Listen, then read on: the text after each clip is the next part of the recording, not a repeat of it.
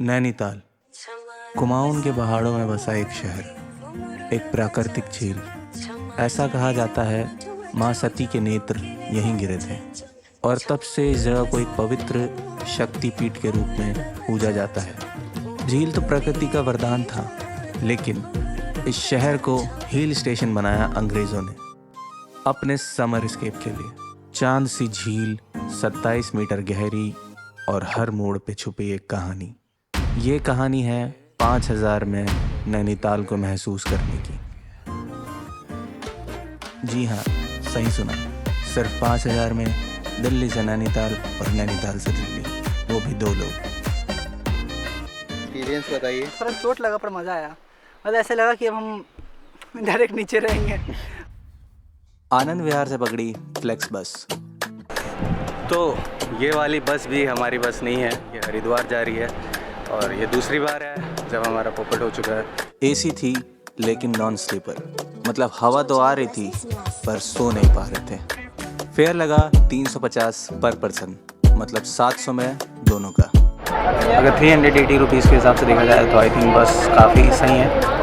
ये AC proper chill कर रहा है, सीट्स रिक्लाइनर सीट्स हैं और उतनी ज़्यादा कंफर्टेबल तो नहीं, बट बजट का पहला खून यहीं हुआ। रास्ते में एक ही स्टॉप मिला, एक ढाबा जहां 30 की चाय थी और बिस्किट्स के लिए एक्स्ट्रा पैसे लग रहे थे। इसी के साथ हमारा बजट और डोलता हुआ दिख रहा है, बजट हमारा डोलता हुआ दिख रहा है। पर भूख तो लग रही थी, तो पेट और बजट दोनों को संभालना पड़ा। प्लान में आ गए ये चेंजेस। अब हम अपनी बस छोड़ के अब हम ट्रैवल करेंगे इस ट्रैक्टर से। काठ गोदाम पहुंच के हमने उठाई एक स्कूटी। बस से उतर दी, हमें स्कूटी वाले बंदे मिल गए थे, मतलब स्कूटी वाले भैया मिल गए थे और उनका ऑफिस थोड़ा पीछे था। तो ऑफिस आके थोड़ी सी बार्गेनिंग करने के बाद हमें बिना किसी सिक्योरिटी के 800 में 24 घंटे के लिए बिना सिक्योरिटी डिपॉजिट के। भैया ने बोला वीडियो में ऐड कर देना। 500 के तेल में स्कूटी का टैंक हो गया फुल और उसके बाद हुआ फुल ऑन एडवेंचर। बजट हुआ 1300 एक्स्ट्रा, मतलब अब 2000 के अंदर 2 बंदे नैनीताल के लिए तैयार थे।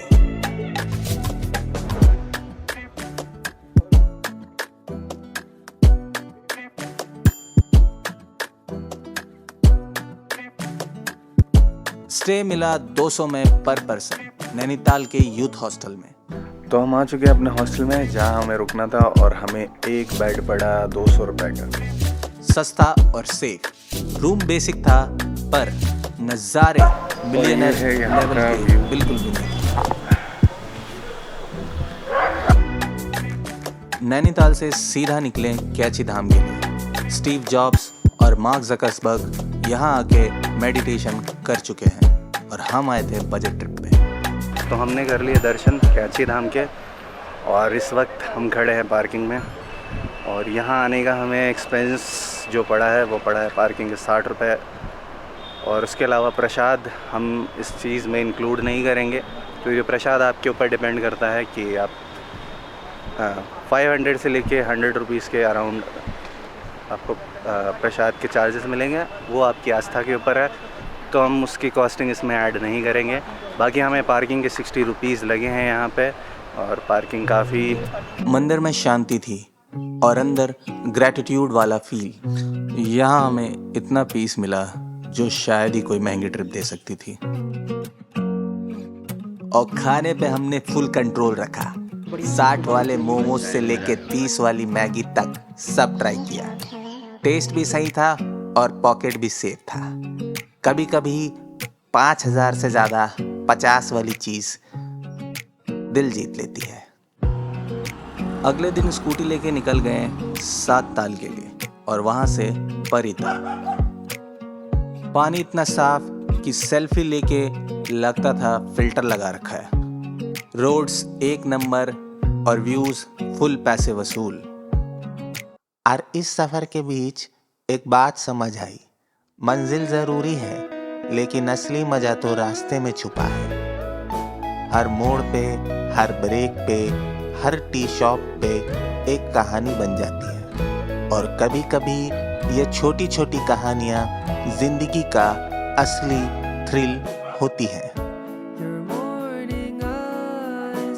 तो अगर आप सिर्फ डेस्टिनेशन के पीछे भाग रहे हो तो याद रखो, रास्ता ही असली कहानी है।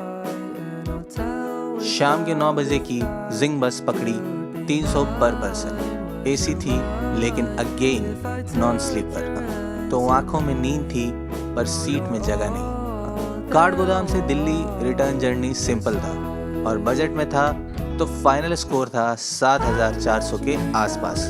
ट्रिप खत्म हुआ लेकिन यादें और स्टोरीज लाइफ लॉन्ग मिली। पीछे अगर मुझसे पूछोगे 5,000 में ट्रिप पॉसिबल है तो हाँ, पॉसिबल है। अगर आपके पास सही प्लानिंग, थोड़ा सा पेशेंस और एक छोटा सा ड्रीम हो तो अगला सफ़र आपका हो। बैकपैक उठाओ, बजट बनाओ, निकल जाओ। रास्ता बहुत ज़्यादा ख़राब है और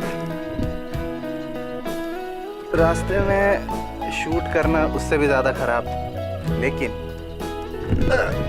आपका दोस्त ये रिस्क लेगा सिर्फ आपके लिए।